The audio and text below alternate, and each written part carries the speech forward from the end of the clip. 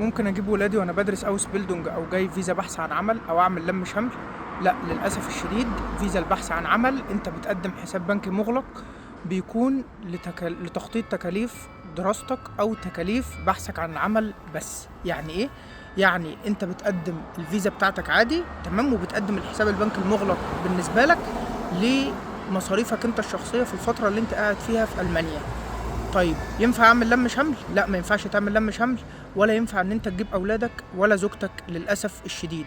ده منطبق كمان على طالب الاوس بيلدونج او طالب الدراسه الجامعيه او اي طالب حاطط حساب بنك مغلق او جاي يعمل معادله او جاي يدرس اوس بيلدونج. لان لو جاي تعمل معادله فانت حاطط حساب بنك مغلق علشان يغطي مصاريفك انت الشخصيه بس.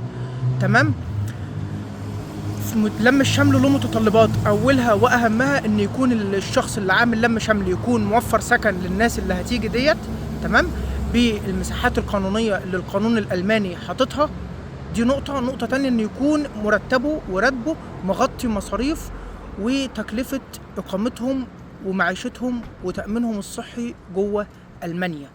ديت شروط لم الشمل، ان انت تكون بتقبض راتب شهري ومعاك اقامه في المانيا علشان تقدر تعمل لم شمل لحد.